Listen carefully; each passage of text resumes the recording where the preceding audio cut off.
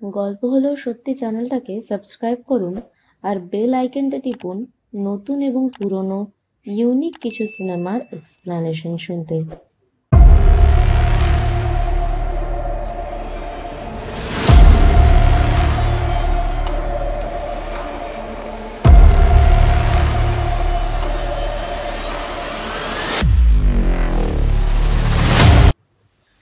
Hello everyone, আজ fear street মুভির ট্রায়োলজির last part মানে 1666-র গল্প আমরা শুনব, যেখানে আমরা ডাইনি স্যারা ফিয়ারের চোখে পুরো ঘটনাটা দেখব। স্যারাকে কেন গলায় ফাঁসি দিয়ে মারা হয়েছিল আর শুধুমাত্র শেডি সাইডের লোককেই কেন স্যারা এখন বেছে বেছে মারছে সেটাও জানব। তোমরা যারা প্রথমে এই ভিডিওতে ক্লিক করেছো তাদের অনুরোধ করব আগের দুটো পার্টের এক্সপ্লানেশন আগে শুনে নিতে, নইলে তৃতীয় পার্টের সঙ্গে তোমরা কাহিনীর যোগাযোগ বুঝতে পারবে না। তাহলে চলো শুরু করা যাক সিনেমার গল্প।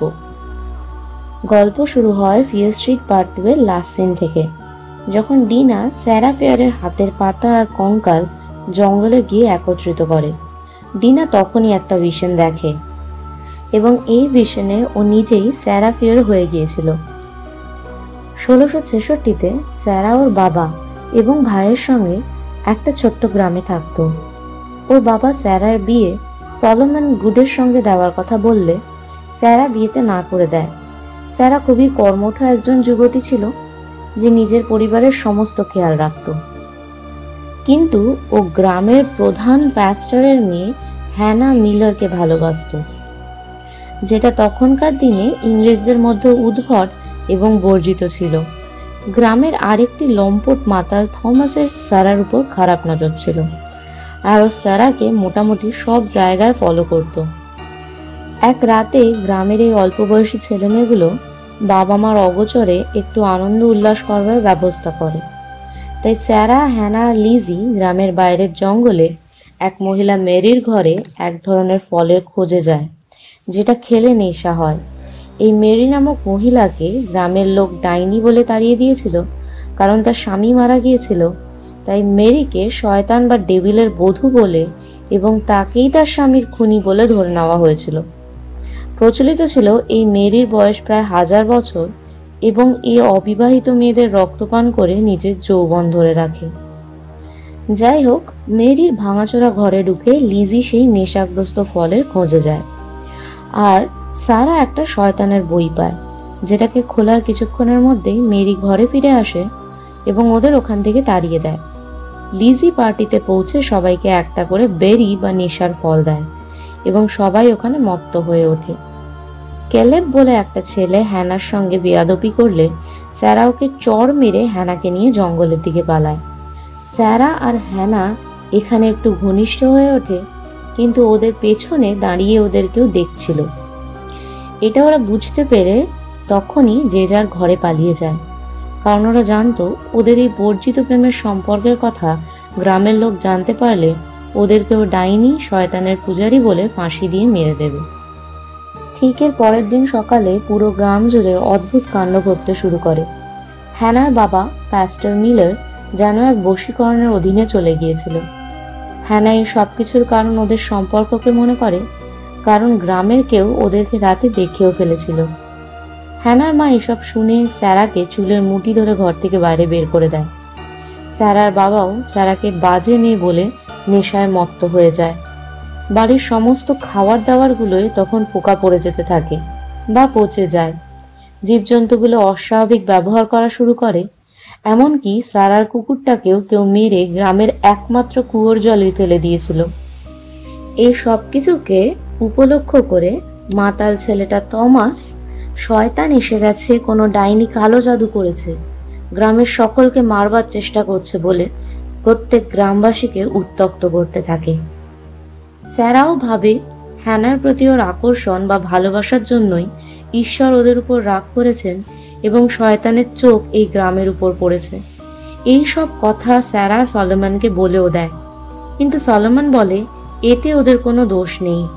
এর মধ্যেই বাইরে মারাত্মক চিৎকার চেঁচামেচি শুরু হয় এবং সলোমন আরো কয়েকজন লোককে নিয়ে চার্চের দরজা ভেঙে ভেতরে ঢোকে এবং এক অভাবনীয় দৃশ্য ওদের চোখে পড়ে, যেখানে পাস্টার মিলার গ্রামের 14 জন বাচ্চা ছেলেমেয়ের চোখ উপড়ে মেরে ফেলেছিল এবং নিজের চোখও উপড়ে নিয়েছিল। সেই মুহূর্তে সলোমন পাস্টার মিলারকে একটা কাঁটার মতন জিনিস দিয়ে মেরে ফেলতে বাধ্য হয়েছিল, কারণ ও স্যারাকেও মারতে যাচ্ছিল। সন্ধ্যাবেলা সকলকে নিয়ে বৈঠক বসলে থমাস আবার প্রত্যেককে কোনো ডাইনি এই গ্রামে অবশ্যই আছে যে কালো জাদু করেছে বলে ভয় দেখাতে শুরু করে, এবং প্রত্যেকে এবার থমাসের এই মতবাদকেই সত্যি বলে মেনে নেয়। সলোমন অনেকবার এসব কুসংস্কারী মতবাদকে খারিজ করার চেষ্টা করে, কিন্তু কেলেব বলে হ্যানা কিছু রাত আগে নগ্ন অবস্থায় কেলেবের কাছে গিয়েছিল। ও কেলেবকে প্রলুব্ধ করে জঙ্গলে নিয়ে যায় এবং একটা শিংওয়ালা পুরুষ বা শয়তানের সঙ্গে ওর চোখের সামনেই সহবাস করে। শুধু হ্যানাই নয়, স্যারা ওদের সঙ্গে ছিল। কেলেব এসব বলে গ্রামবাসীকে ওদের দুজনের বিরুদ্ধে করে এবং সেই রাতের প্রতিশোধ নিয়ে নেয় যখন ও হ্যানার সঙ্গে কুকর্ম করতে গিয়েছিল, কিন্তু স্যারা ওকে সবার সামনে চড় মেরে দিয়েছিল। এর ফলে গ্রামবাসী হ্যানা এবং স্যারা দুজনকেই ডাইনি বলে ঘোষণা করে দেয়, কারণ ওরা শয়তানের সঙ্গে সহবাস করেছে। কেলেবের কথায় গ্রামের বাকি পুরুষরাও সায় দেয়, যদি এরকম কোনো ঘটনাই ঘটেনি। এবার সবাইকে উস্কে স্যারা আর হ্যানার পেছনে পাঠানো হয়। হ্যানাকে সহজেই কেলেব ধরে ফেলে, কিন্তু স্যারা পালিয়ে যায়। স্যারাকে খুঁজতে গ্রামের প্রত্যেক কটা বাড়ির তল্লাশি করা হয়। স্যারা কোনো মতে হ্যানার সঙ্গে দেখা করে এবং জানতে পারে ওকে আগামীকাল ফাঁসি দেওয়া হবে। হ্যানা বলে আমরা কিছু না করলেও ওরা আমাদেরকে ডাইনি বলে মেরে দেবে, কারণ আমাদেরকে সেদিনকে জঙ্গলে কেউ দেখে নিয়েছিল এবং আমরা ক্যালিব আর থমাসের অধীনত্ব স্বীকার করিনি। স্যারা তখন বলে যখন ডাইনি হিসেবে ফাঁসি দিয়েই দেবে তখন ওদের মিথ্যেটাকে আগে সত্যি করে নেব। এদের প্রত্যেকের কাছ থেকে আমি প্রতিশোধ নেব। আমি মেরির কাছে জঙ্গলে যাব এবং সেখান থেকে ডাইনি বিদ্যা শিখব। স্যারা এরপর জঙ্গলে ম্যারির কাছে পৌঁছে যায় এবং গিয়ে দেখে ওর গলা কেটে কেউ ওকে মেরে ফেলেছে। ও ভয় পেয়ে ছুটে সামনেই সলোমনের বাড়ি যায়। ও সলোমনকে সব কথা জানায় এবং এটাও বলে ম্যারির কাছে যে ডেভিলের বইটা ছিল সেটা কেউ ওকে মেরে নিয়ে গেছে এবং সত্যি সত্যি ডেভিলের সাথে চুক্তি করেছে। তখনই কেলেব সমেত বাকি লোকজন সলোমনের ঘরে সার্চ করতে আসে, তাই সলোমন সারাকে ওর ভাড়ার ঘরে ঢুকিয়ে দেয়। স্যারা ভাড়ার ঘরের কোণে একটা ছোট্ট ফাঁক দেখতে পায় এবং ক্যালেবের ভয়ে ও সেখানে ঢুকেই গুহার সেই অংশে পৌঁছে যায় যেখানে ডেভিলস মার্ক ছিল। এই জায়গাটা আমরা ফিয়ার স্ট্রিট পার্ট 2তেও দেখেছিলাম। এই ডেভিলস মার্কের মধ্যে রক্ত এবং সামনেই রাখা ডেভিলস বুক যেটা মেরির ঘরে ছিল, এগুলো দেখে স্যারা বুঝে যায় সলোমনই সেই ব্যক্তি যে শয়তানের সঙ্গে চুক্তি করেছে। ওর জন্যই পাস্টার মিলার বশীকরণের প্রভাবে গ্রামের বাচ্চাদেরকে মেরে ফেলেছে এবং এবার স্যারা আর হ্যানাকে সেই দোষের দোষী হিসাবে ফাঁসিতে ঝুলতে হবে। এমনকি সেই রাতে থমাস নয়, সলোমনই জঙ্গলে গাছের আড়াল থেকে স্যারা আর হ্যানাকে দেখেছিল। সলোমনই সব কিছু নিজের এবং নিজের বংশের নাম, যশ, খ্যাতি, ধন দৌলত বাড়ানোর জন্য করেছিল, যার প্রথম বলি হয়েছিল পাস্টার সাইরাস মিলার। সলোমন সারাকেও ওর দলে টানার চেষ্টা করে, কিন্তু স্যারা গ্রামবাসীদের এবং হ্যানার জীবন নষ্ট করে ওর সঙ্গে চুক্তি করতে অস্বীকার করে। ও সলোমনকে ছুরি দিয়ে স্ট্যাব করে সুড়ঙ্গের মধ্যে পালায়। ও এক জায়গায় উপর থেকে আলো আসতে দেখতে পায় এবং এটাই পরে সামার ক্যাম্পের বাথরুম হয়ে গিয়েছিল। ও পাথরের মধ্যে দিয়ে উপরে ওঠার চেষ্টা করে, কিন্তু সলোমন ওকে ধরে ফেলে। প্রচণ্ড ছেনাছেনির মধ্যে সলোমনের হাতের ছুরিটা সারার ডান হাতে লেগে যায় এবং ওর প্রায় অর্ধেক হাত কেটে যায়, আর বাকিটা সলোমনের হাত থেকে পালানোর জন্য সারা নিজেই টেনে ভেঙে ফেলে। এখানেই সারার ডান হাত পড়ে থাকে, যেটা পরে অ্যালিস খুঁজে পেয়েছিল 1978-এর সামার ক্যাম্পে। এরপর সারা আবার পালিয়ে একটা কাঠের মেঝে ভেঙে উপরে ওঠে, যেটা ছিল চার্চের আর পরে 1978-এর সামার ক্যাম্পের মেস হলে, যেখান থেকে সিন্ডি উঠে জিগিকে বাঁচিয়েছিল। এই সময় সলোমন চলে আসে এবং সারার চুলের মুঠি ধরে চিৎকার করে বলে, আমি ডাইনিটাকে খুঁজে নিয়ে এসেছি। হ্যানা আর স্যারাকে গাছ থেকে ফাঁসি দিয়ে মারবার জন্য নিয়ে যাওয়া হয় এবং ওদেরকে ওদের পাপ স্বীকার করতে বলা হয়। সারা বুঝতে পারে আসল সত্যিটা কেউই জানতে চায় না, তাই ও নিজেকে ডাইনি বলে স্বীকার করে নেয় এবং সব দোষ নিজের ঘাড়ে নিয়ে ও হ্যানাকে নির্দোষ বলে। ও বলে ও হ্যানাকে বশীকরণ করেছিল, তাই হ্যানা ওর সঙ্গ দিয়েছে। কিন্তু মৃত্যুর ঠিক আগে সারা সলোমনকে প্রতিজ্ঞা করে বলে ও সলোমন বা তার পরিবারের পিছু ছাড়বে না। আজ না হলেও কোনো একদিন সলোমন গুডের আসল সত্যি সবার সামনে আসবে। ব্যাস, ঠিক এরপরেই সারাকে ফাঁসিতে অনৈতিকভাবে হত্যা করা হয়, যেটা তখনকার দিনে খুবই সাধারণ ছিল। সারার বন্ধুরাই রাতে সবার অজান্তে সারার বডি নামিয়ে অন্য জায়গায় কবর দিয়েছিল, যেটা পরে শেডিসাইড আর সানিভেলের ঠিক সীমানা ছিল। হ্যানা নিজের একটা স্মৃতি হিসাবে ওর লাল মসের ক্রাউনটা সারার কবরে ঢুকিয়ে দেয়। এইবার আসে সিনেমার সবথেকে ইন্টারেস্টিং পার্ট, মানে বর্তমান সময়, কারণ ডিনা ওর ভিশন থেকে বেরিয়ে এসেছিল এবং শেরিফ নিক গুড, যে সলোমন গুডের বংশধর, সে পেট্রোল কার নিয়ে জঙ্গলের কাছে এসে জশকে দেখতে পায়। ওরা নিককে ধোকা দিয়ে ওর গাড়ি নিয়ে পালায়। ডিনা জশকে বোঝায় নিক গুডের প্রপিতামহ সলোমন গুড ডেভিলের সঙ্গে একটা চুক্তি করেছিল, যেটা আজ অব্দি গুড পরিবারের বড় ছেলে চালিয়ে যাচ্ছে। ওরা প্রতিবার কিছু একটা পাওয়ার জন্য শেডিসাইডের কোনো একজনের নাম ডেভিলের কাছে দেয়। সেই ব্যক্তি তখন ডেভিলের পজিশনে চলে আসে এবং আরও অনেক খুন করে, এবং এই মানুষগুলোর রক্ত মাংসে ডেভিল খুশি হয়।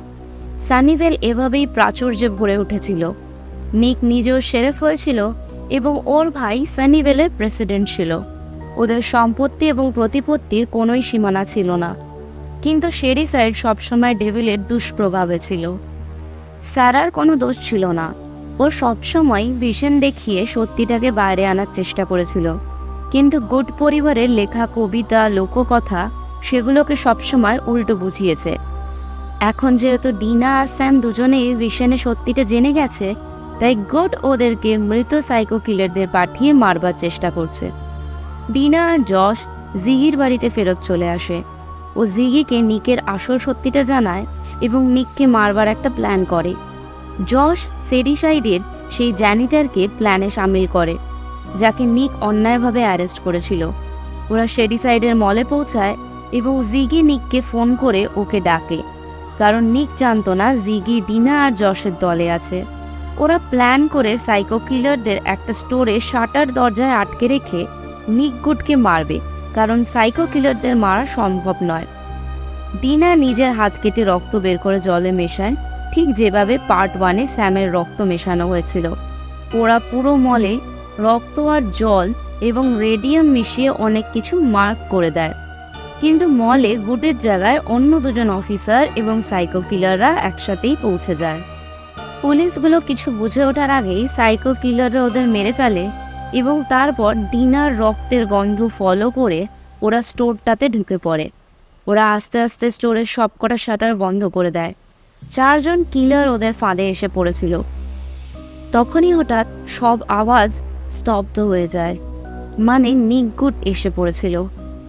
নিক জিগিকে এর মধ্যে দেখে অবাক হয়ে যায়। তখনই জিগি একটা দড়ি টেনে 1 বালতি ডিনার রক্তগোলা জল ওর গায়ে ফেলে দেয়। এদিকে বাকিরা স্টোরের শাটার খুলে দেয় এবং সাইকো কিলারদের ছেড়ে দেয়, কারণ ওরা যেখানে ডিনার রক্তের গন্ধ পাবে সেখানেই যাবে। নিক বুঝে গেছিল কিলাররা ওকে ছাড়বে না, তাই ও জিগিকে পেছন থেকে ধরে ফেলে আর ওকেও ডিনার রক্তে মাখিয়ে দেয়। ডিনা জিগিকে বাঁচানোর জন্য আবার নিজের হাত কেটে নেয়, যাতে কিলাররা ওর পেছনে যায়। নিক গুড সেই সুযোগে পালায় এবং আমরা দেখতে পাই শেডিসাইড মল সেই সুড়ঙ্গের উপরে তৈরি, যেখানে সলোমন ডেভিলের সঙ্গে চুক্তি করেছিল, আর 1978-এ এখানেই সামার ক্যাম্প ছিল। এদিকে জশ বুদ্ধি লাগিয়ে ডিনার রক্তের সঙ্গে মেশানো জল খেলনা বন্দুকে ভরে সাইকো কিলারদের গায়ে ছিটিয়ে দেয়, যাতে ওরা নিজেরা নিজেদের মারতে থাকে এবং কিছুটা সময় ওরা আরও হাতে পায়।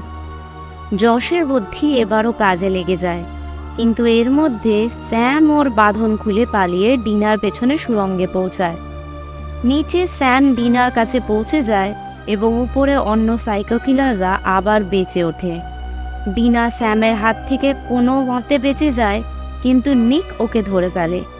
ডিনা নিকের হাত যখন ওই শয়তানের হৃৎপিণ্ডে দেয় এবং নিক দীর্ঘ 300 বছর ধরে যত মানুষকে ওর পরিবার মেরেছে তাদের সবাইকে ওর ভিশনে দেখতে পায়, সেই সুযোগে ডিনা নিকের মাথায় ছুরি ঢুকিয়ে দেয় এবং সাথে সাথে সাইকো কিলাররা দেওয়ালে ওদের লেখা নাম, ডেভিলস মার্ক এবং শয়তানের হৃৎপিণ্ড সব কিছুই ওখান থেকে গায়েব হয়ে যায়। স্যামও বশীকরণ থেকে বেরিয়ে আসে।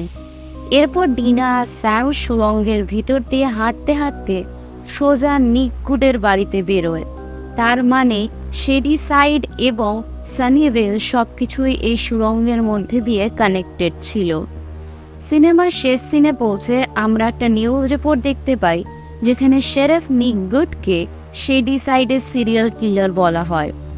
এরপর ডিনা আর স্যাম নিজেদের সম্পর্কটাকে সবার সামনে স্বীকার করার সাহস খুঁজে পায়, কারণ ওদের ভালোবাসা সত্যি ছিল। শেডি সাইড অভিশাপ মুক্ত হয়, কিন্তু শেষ দৃশ্যে আমরা দুটো হাত দেখি যে ডেভিলস বুকটাকে ওই সুড়ঙ্গের মধ্যে থেকে চুরি করছে। তার মানে কেউ এই রিচুয়ালটা আবারও করবে এবং এই চক্র আবারও শুরু হবে। ব্যাস, এইভাবেই শেষ হয় ফিয়ার স্ট্রিট ট্রায়োলজির পুরো গল্প। যাই হোক, তোমাদের এরকম সিনেমা কেমন লাগে সেটা কমেন্ট বক্সে জানিও। ফিয়ার স্ট্রিটের লাস্ট পার্টটা ফার্স্ট দুটো পার্টের সঙ্গে খুব সুন্দরভাবে ওরা কানেক্ট করেছে। আশা করি সবাই 3টে পার্ট পরপর দেখেছো এবং এনজয় করেছো।